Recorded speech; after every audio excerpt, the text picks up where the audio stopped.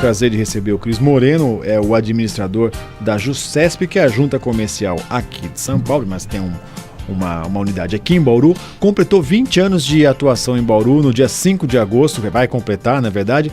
O Cris, muito bom dia. Queria que você explicasse primeiro para os nossos ouvintes o que é que faz a Juscesp, né? Bom dia. Bom dia, Eduardo. Eu inicialmente quero agradecer a oportunidade de poder estar aqui e falar desses 20 anos de Junta Comercial do Estado de São Paulo em Bauru. Na verdade, a Junta Comercial do Estado de São Paulo é uma autarquia, onde nós registramos todas as documentações de constituição de empresas, alterações de extratos sociais, certidões negativas para aposentadoria do tempo que o empresário exerceu na atividade. Então nós prestamos toda essa gama de serviço que antigamente era feito pelo órgão público, porque a junta comercial era um órgão público e foi transformado em autarquia. Então, basicamente, nós estamos aqui há 20 anos prestando esse serviço para Bauru e região. Cris, bom dia, um prazer recebê-lo aqui na Top FM. Em relação à Juscesp, a instalação da junta, ela facilita e muito, eu creio, a vida dos empresários, dos contabilistas, dos advogados, não só de Bauru, mas também de toda a região? Sim, sem dúvida. Nós, quando constituímos essa junta em Bauru, isso em 5 de agosto de 1997, nós tínhamos uma forma de constituir empresa em Bauru. Os contadores, os advogados, todo aquele profissional que atua nessa área. Nós usávamos, na verdade, naquela oportunidade, os chamados maloteiros, né? Que eram pessoas que levavam esses documentos para São Paulo e registravam na sede da junta. E para isso nós tínhamos um prazo, né, de 90 dias para registrar uma empresa, 100 dias para registrar uma transformação e daí para mais. Com o advento da descentralização da Junta Comercial do Estado de São Paulo, nós pudemos então trazer, e nós somos, diga-se de passagem, nós somos o primeiro escritório regional da Junta Comercial descentralizado. O primeiro documento a ser registrado fora da Junta Sede, depois de 107 anos, foi em Bauru. Então, nós somos aí, vamos assim fazer um comparativo, os bandeirantes, né, das regionais. Hoje nós somos no total de 32 regionais. E isso veio, na verdade, trazer uma facilidade muito grande, entendeu? Para o empresariado, de um modo geral, para os profissionais da área. Porque nós conseguimos reduzir de 90 dias para 24 horas a constituição de uma empresa. Então, hoje, se o documento, por exemplo, estiver sem vício nenhum, quer dizer, sem nenhum erro, o documento sai em 24 horas. Você tem o CNPJ, o NIR, inscrição do Estado e Prefeitura. Prontinho para você trabalhar. É isso que eu ia te perguntar mesmo, até você antecipou a minha pergunta, né, Cris? Hoje está muito fácil para abrir empresa, tem essa facilidade, tem essa comodidade, tem em função de ter a junta aqui, as tecnologias também ajudaram muito, né? Sim, sem dúvida, Eduardo.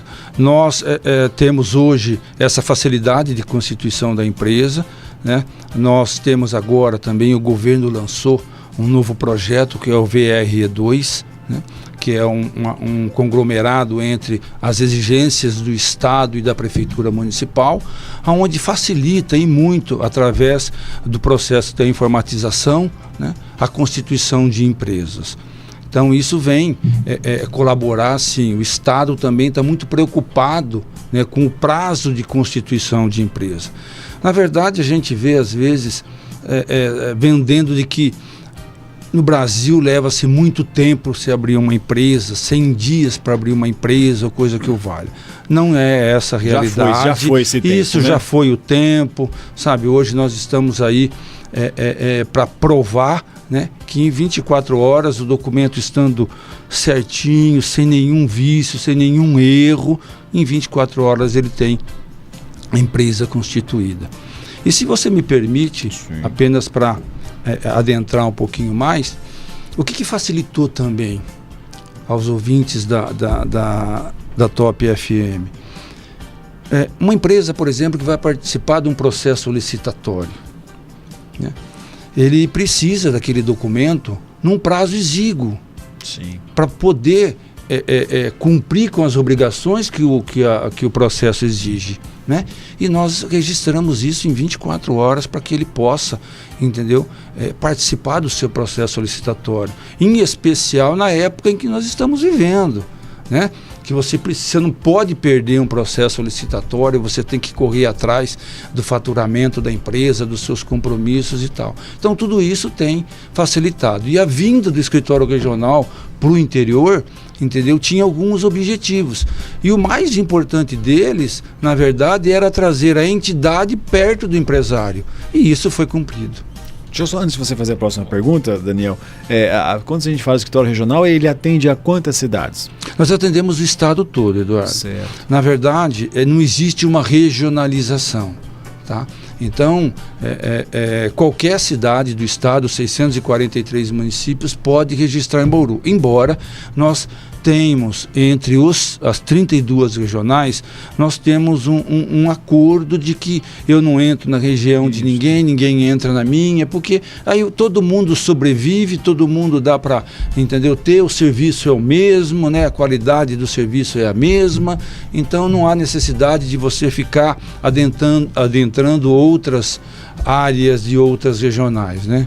Cris, o senhor disse em relação à agilidade, né, dos processos, mas mesmo assim os empresários ainda têm muitas dificuldades para a abertura de empresa no Brasil, muito em virtude também da burocracia que é aqui presente. Quais são as principais dificuldades que os empresários encontram para abrir empresa aqui ainda atualmente? Olha, na verdade, a dificuldade hoje, ela reduziu 99%. Não existe mais assim tanta dificuldade, não. Com esse projeto do VRE2, inclusive, se facilitou muito, né? Vai facilitar ainda mais, porque ainda nós estamos no processo de implantação, né? Dessa ferramenta que o Estado está mantendo. Mas não existe muita dificuldade hoje para se constituir uma empresa, não. Sabe? A gente tem visto as empresas sendo constituídas, tendo em atividade, sabe, esse regresso de número de dias para a Constituição veio facilitar muito, a redução de exigências de documentos, por exemplo, para reconhecimento de firma, autenticação de documentos, que foi dentro do projeto de desburocratização do Estado. Então isso facilitou muito, viu? Mas muito, muito, muito. Não existe assim dificuldade hoje. Eu não teria como te enumerar, por exemplo, uma dificuldade, entendeu, principal de que o empresário tenha para constituir uma empresa. É óbvio, né, que tem algumas exigências legais, em especial pela Prefeitura Municipal, que é a acessibilidade e uma série de outras exigências que, em muitas vezes, os prédios que são locados, né, não abrangem essa necessidade. Então, você tem que adaptar esse prédio a essas exigências, né? Então, eu poderia, talvez, citar esse exemplo para você como uma dificuldade. Tá, mas que não é, entendeu, assim, um empecilho de você constituir uma empresa hoje.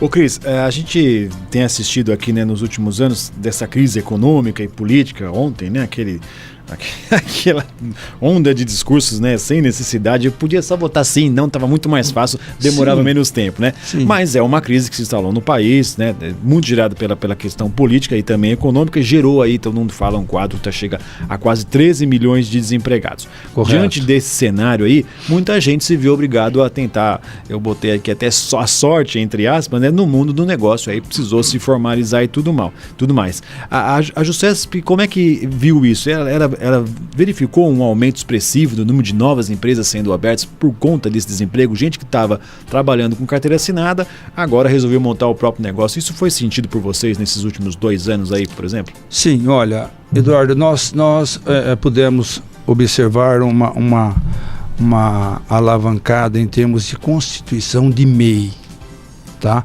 Microempreendedor individual.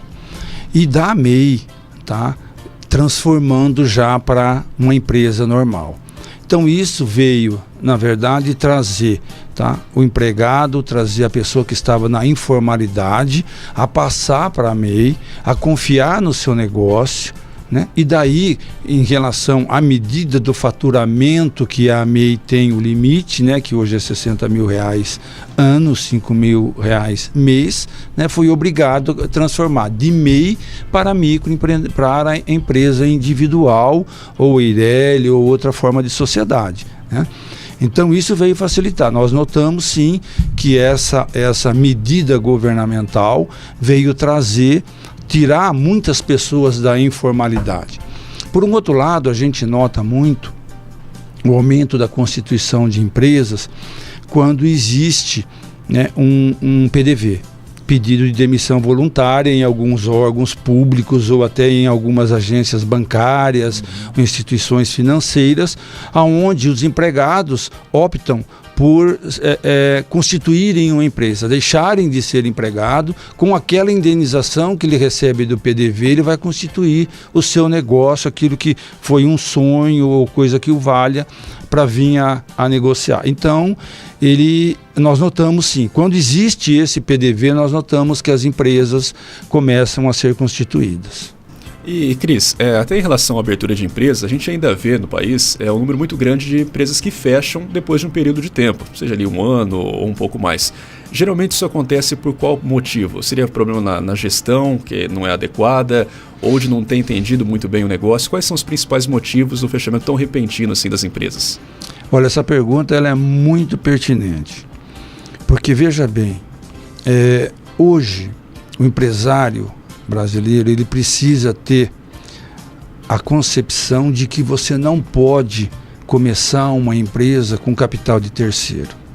É muito importante que você tenha o seu capital próprio, né? Se você for começar uma empresa com capital de terceiro, você já começa, entendeu, errado.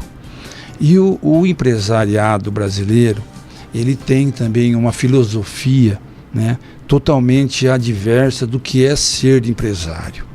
Por quê?